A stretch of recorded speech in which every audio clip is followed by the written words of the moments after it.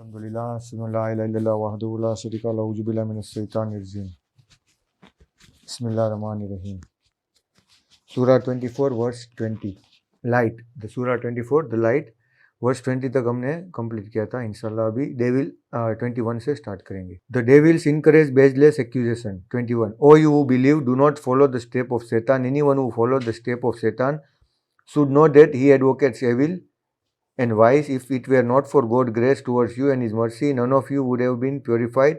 But God purifies whomever He wills. God is hearer and knower.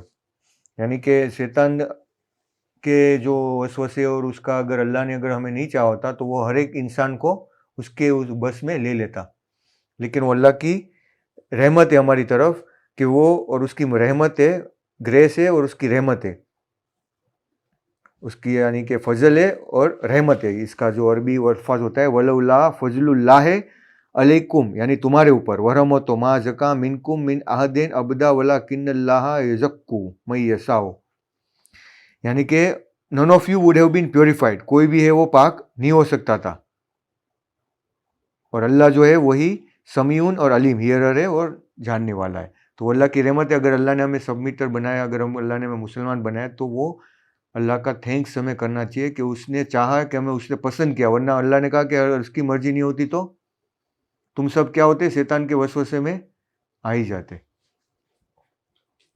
Those among you who are blessed with resources and wealth shall be charitable towards their relatives, the poor and those who have immigrated for the sake of God। यानी कि अल्लाह इसमें क्या बता रहा है कि जो लोग को अल्लाह ने वेल्थ दिया है यानी कि अच्छा खासा पैसा दिया हुआ है, माल और मिल्कत दी हुई है, तो उनको क्या चाहिए कि जो अपने रिलेटिव से, अपने जो वो पुअर है और जो इमिग्रेट हुआ है यानी कि अल्लाह की राह में कोई एक जगह से दूसरी जगह, जैसे चेन्नई में बहुत होता है, गांव में लोग को क्या करते, निकाल देते, जो सबमिटर होते हैं ना, तो मुस्लिम कम्युनिटी क्या करती है, उसको वहाँ से बॉयकॉट कर देते, उनसे कोई ताल्लुक नहीं रखते, या उनको फिर उनके घर वाले उनको छोड़ के जाना पड़ता है। तो ये सिचुएशन में वो लोग क्या करते हैं, सिटी में आते हैं, उनके पास कुछ भी नहीं होता। तो वो सिचुएशन में जो सबमिटर है उनको चाहिए कि उनको हेल्प करे कि जिससे की वजह से वो वापस अपने पैर पे खड़े हो जाए। हालांकि वो अल्लाह ही उसको हेल्प करने का, अगर तुम नहीं करोगे तो अल्लाह किसी और से उसको हेल्प करवाएगा, तो जो उसका बदला है किसी और को मिलेगा। यानी कि अल्लाह किसी का मोहताज नहीं है, हम उसके मोहताज है, पर वो देखना चाहते हैं कि कौन इसके थ्रू उसको हेल्प करता है। एक के थ्रू, दूसरे के थ्रू अल्लाह एक दूसरे की आजमाइश करता है। समझ में? एक इंसान को वहां से निकाला और उसने आजमाइश, उसने निकाला, उसने अपने गांव को छोड़ा, अपने घर को छोड़ के दूसरी जगह पे आया, तो उसकी भी आजमाइश हुई कि उसने अल्लाह के लिए वो सब किया।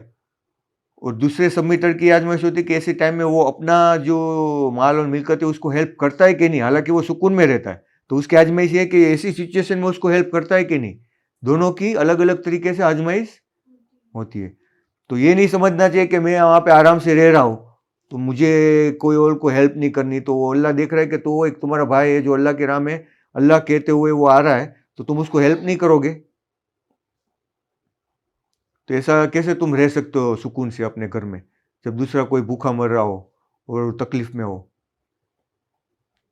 दे shell treat them with kindness and tolerance. तो तुमको क्या चाहिए कि उसको अच्छे से व्यवहार से, उसको टॉलरेंस के साथ में बिहेव करना चाहिए। Do you not love to attain God's forgiveness. क्या तुमको अल्लाह की माफ़ी नहीं चाहिए, यानी अल्लाह तुम्हें माफ़ कर दे, ऐसा तुमको नहीं चाहिए।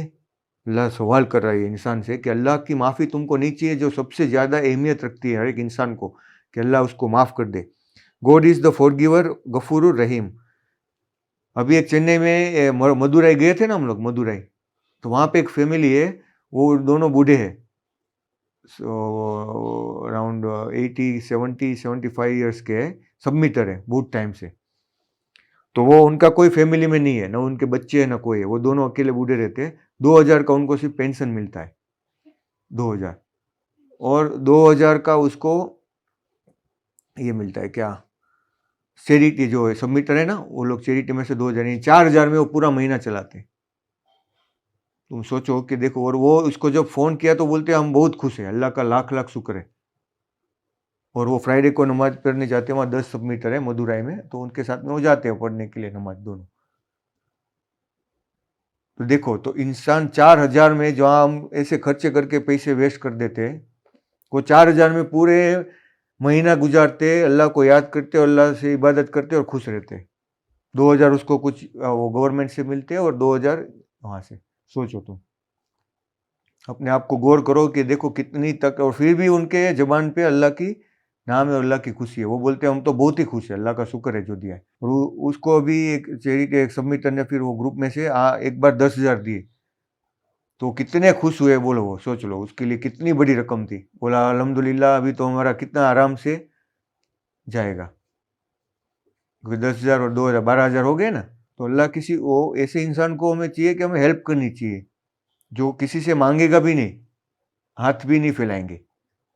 तो लोग समझेंगे इनके पास बहुत पैसा है, पर 4,000 रुपये में पूरा महीना निकालना, तुम सोचो इलेक्ट्रिसिटी, खाना पीना, कितना कैलकुलेशन के साथ उनको करना पड़ता होगा, तुम सोचो सिर्फ। और वो दोनों बुजुर्ग है, कुछ काम तो कर नहीं सकते अभी, कोई और है भी नहीं उसका, ना कोई फैमिली है ना कोई उसकी औलाद है। पर हाँ एक है कि वो सबमिटर है, माशाअल्लाह। सबसे बड़ा तोहफा अल्लाह ने उसको वो दिया हुआ है।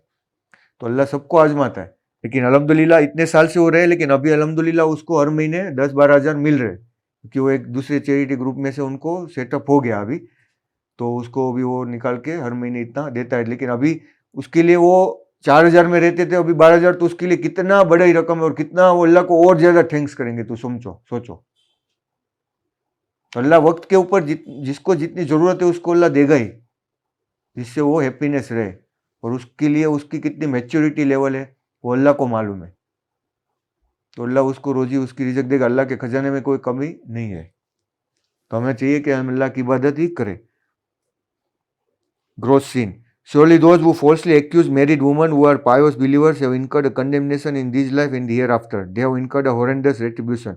यानी किसी भी औरत के ऊपर अगर कोई गलत इल्तमास डालता है, यानी इल्ज़ाम डालता है, हालांकि वो पाक है, तो वो इतने बहुत ही बड़ा अजाब नजीब, बहुत ही उसको अजाब मिलेगा। और वो जो किया है आखिरत में अल्लाह उसको बहुत बड़ा अजाब देगा। यानी अल्लाह की नज़र में वो बहुत बड़ा गुनाह है। यानी किसी के ऊपर भी गलत तोहमत हमें नहीं लगानी चाहिए, वो कोई भी हो। तुम बिल्लाह अल्हम्दुलिल्लाह अशहदु ला इलाहा इल्लल्लाह वहदहु ला शरीका लहु औज़ु बिल्लाहि मिनश शैतानिर रजीम बिस्मिल्लाहिर्रहमानिर्रहीम। और कोई इंसान होते हैं जो मिलता ही जाए, लेकिन उनकी भूख कम ही नहीं होती। उनको तुम 4 करोड़ भी दो, 40 करोड़ भी दो, 400 करोड़ भी दो, तो भी गुनाह करेंगे, गलत काम करके बोलेंगे अभी 4,000 करोड़ कैसे करूं मैं। तो 4,000 में भी अल्लाह को हैप्पी करते रहते हैं, और किसी के पास 40,000 करोड़ है ना तो भी हैप्पी नहीं रहते। यानी उसको अल्लाह का अप्रिशिएट नहीं करते, अल्लाह का थैंक्स नहीं करते। ऐसे भी है इंसान, और उनको और लालच होती है, और लालच रहती है बस। तो वो शैतान के पूरे वसवसे में आए हुए हैं। उसको शैतानी जिस तरह से वसवसे डालते हैं उसी तरह से करते रहते हैं। यानी उनको कोई अल्लाह की उसने कोई इबादत या अल्लाह से कोई याद, उससे कोई लेना देना उसको नहीं होता। The day will come when their own tongues, hands and feet will bear witness to everything they had done. यानी कि वो दिन आएगा जब उसकी जबान, उसके हाथ और उसके पैर, जो अभी तुम सोचते हो, वो सब उसके खिलाफ गवाही देंगे। तब वो सोचने में पड़ जाएगा ये क्या हो गया, ये तो मेरी जबान थी, ये मेरे हाथ पैर थे। तो उस टाइम में वो भी बोलने लगेंगे, उसमें भी अल्लाह उसको जबान दे देगा। अल्लाह के लिए वो बहुत ईजी है करना। तो वो जो भी उसके हाथ में गलत काम किए होंगे, पैर से कोई गलत किसी को मारा होगा या गलत जगह पे गया होगा, वो सब उसकी जो है वो बात करने लगेंगे कि ये तुमने ये किया था। यानी उसके पास कोई भी वो नहीं रहेगा झूठलाने का प्रूफ नहीं रहेगा, सब उसके बॉडी उसका विटनेस रहेगी। अब इससे बड़ा विटनेस क्या होगा, तुम सोचो। अगर हम कोई वकालत में खड़े करें, ठीक है, जज के अंदर, तो विटनेस रखते हैं ना कि ये हाँ इसने ये गुनाह किया है। अभी वहाँ पे जज के सामने तुम्हारे हाथ पैर ही बोलने लगे कि हाँ ये मैंने किया है, वो मैंने किया है, तुम बोलोगे ये क्या है, मुझे ये नहीं बोलना चाहिए था, ये क्या बोल रहा है बीच में, मेरा गुनाह क्यों कबूल कर रहा है, इससे मुझे और ज्यादा सजा मिलेगी। उसका उसके कंट्रोल में नहीं होगा वो चीज। The bad woman for the bad man and the bad man for the bad woman and the good woman for the good man and a good man for the good woman। यानी कि अल्लाह ने बताया कि जो बुरे औरत है वो बुरे इंसान के लिए है, और बुरा इंसान है जो बुरा मर्द है वो बुरे औरत के लिए। ऐसी अच्छी औरत अच्छे इंसान के लिए, और ऐसी अच्छा मर्द अच्छे इंसान के लिए। यानी ये एक अल्लाह का रूल है। अगर तुम अच्छे होगे तो अल्लाह तुम्हें अच्छा ही इंसान से मिलाएगा, अगर नहीं होगे तो वो वक्त आएगा कि अल्लाह तुमको अलग कर देगा। यानी कि अल्लाह पाक और नापाक को अल्लाह ने कुरान सूरह इमरान में कहा है कि अल्लाह पाक और नापाक को कभी साथ में नहीं रखेगा। अगर वो रख रहा है तो तुम अभी इतने लेवल पे मैच्योर नहीं हो। अगर तुम अपने आप को पाक कर दोगे तो अल्लाह तुरंत ही वो नापाक से तुमको अलग कर देगा। अभी देखो थमीम थे, उनकी पहले मैरिज हुआ था। मैं बहुत टाइम से सोच रहा था कि उसकी वाइफ के साथ उसका क्यों नहीं हो रहा। तो कितने साल तक उनका मैरिज फिर नहीं हुआ, बाद में उसको डाइवोर्स हुआ और बाद में उसको अल्लाह ने दूसरी जगह से मैरिज करवाया, क्योंकि वो जो औरत थी वो पाक नहीं थी और थमीम अंकल थे वो पाक थे। तो फिर वक्त आता है तो अल्लाह वो पाक और नापाक को अलग कर ही देता है। ये वो आयत में भी अल्लाह बता रहा है कि जब वक्त आएगा तब उसको अल्लाह अलग करके उसके साथ में जो अच्छा इंसान है उसी के साथ में अल्लाह उसको मिलाएगा। तो ये अल्लाह का वादा है और अल्लाह उसके हिसाब से कोई नहीं करता। अगर मान लो अभी हमने डिस्कस कर रहे थे कि वो काका की काकी वो ऐसी बोलती है, तो इसका मतलब है कि काका भी उसमें उतने ही जिम्मेदार है जितना कि वो, हाँ, कि वो उसको ऐसा मिला हुआ है उसके साथ में, तो उसकी भी अंदर वो चीज होगी तभी अल्लाह ने उसको उसके साथ में मिलाया है। वो हमको नहीं दिखाई देता उनकी नीयत में क्या होता है, लेकिन वो हर एक का जो है वो उसके हिसाब से ही मिलता है। अल्लाह ने वो वादा किया हुआ है। देखो इसमें अल्लाह ने कहा है कि उसके लिए ही है। The latter are innocent of such accusations, they have attain forgiveness and generous reward. उसके बाद में जो भी वो इनोसेंट एक्यूजेशन है, यानी कि वो कोई भी ऐसे एक्यूजेशन है, वो दे have attain forgiveness and generous reward.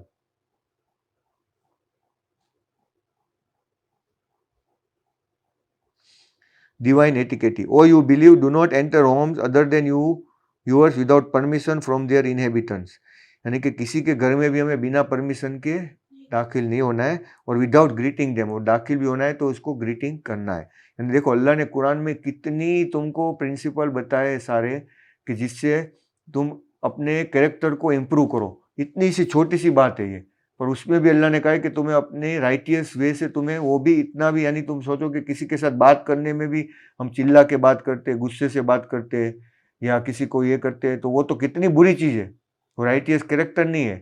हमारा माइंड है वो डिस्टर्ब है, इसका मतलब है शैतान के काबू में। अगर हम गुस्सा करते हैं, जोर से चिल्लाते हैं, तो इसका मतलब है कि हम अल्लाह के वो 100% सबमिट नहीं हुए। क्योंकि अल्लाह ने इतनी छोटी सी छोटी चीज में भी कहा है कि तुम जाओ तो परमिशन लो और बिना उसको ग्रीटिंग किए भी नहीं दाखिल करो।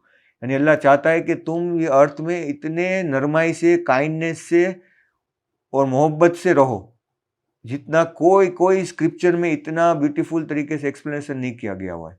छोटी सी छोटी बात में भी, ये बहुत छोटी बात है ना, पर ये अल्लाह की नज़र में बहुत बड़ी बात है कि तुम ये छोटी छोटी चीज़ से ही तुम्हारे जो कैरेक्टर है वो सुधरेगा। अगर तुम ऐसी छोटी छोटी चीज़ से जाओगे तो तुम बड़ी चीज़ में भी काइंडनेस वो दिखा सकते हो।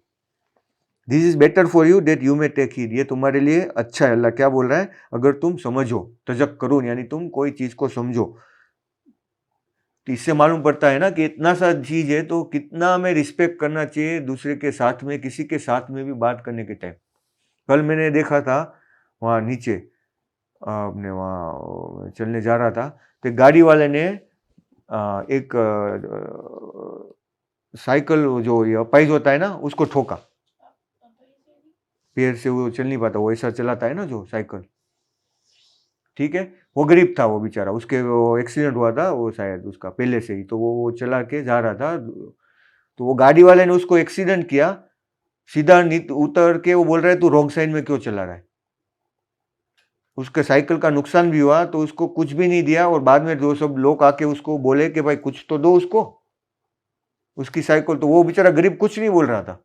वो क्या बोलेगा, न वो चिल्ला सकता है, न उसके ऊपर कोई वो कर सकता है। वो शांति से सुन रहा था।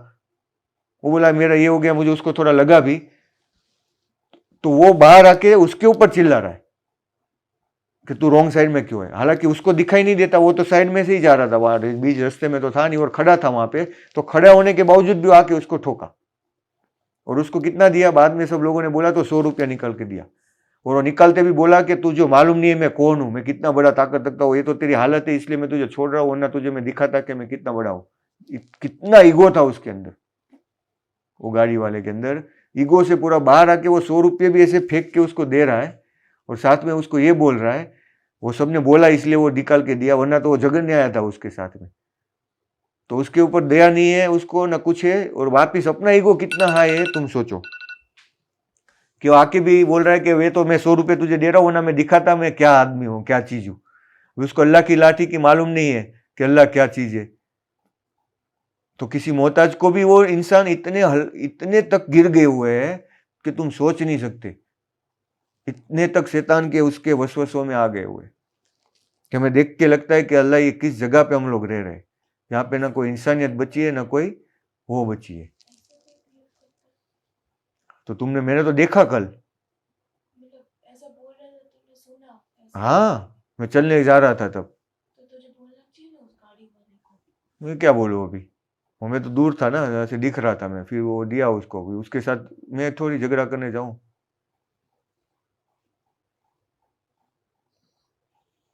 सब लोग थे ही ना वहां पे, उसको बोल ही रहे थे। इतना ज्यादा नहीं हुआ, उसको लगा नहीं, थोड़ा सा साइकिल में हो गया उसकी वो तो, पर वो अगर जो थोड़ा सा ज्यादा होता तो क्या होता, तो वो आदमी को दे देना चाहिए था ना उसको थोड़ा बहुत, लेकिन उसको घमंडी था। If you find no one in them do not enter them until you obtain permission. Allah ने क्या कहा, अगर तुम वहां पे कोई नहीं ढूंढो तो तुम उन तब तक वेट करो जब तक कि तुम्हें परमिशन नहीं मिल जाए। If you are told go back you must go back. अगर तुमको ऐसा कहा जाए कि तुम वापस चले जाओ तो तुमको वापस चले जाना चाहिए। This is a purer for you, God is fully aware of everything you do. यानी कि ये तुम्हारे लिए पाक चीज है अगर तुम जानो। यानी अल्लाह ने देखो इतनी एटिकेटी ये छोटी सी ये है बात बताइए किसी के घर में दाखिल होने की, यानी कितनी बड़ी चीज है कि अल्लाह चाहता है कि हम अपने कैरेक्टर को बहुत तरीके से बेहतर तरीके से इंप्रूव करें।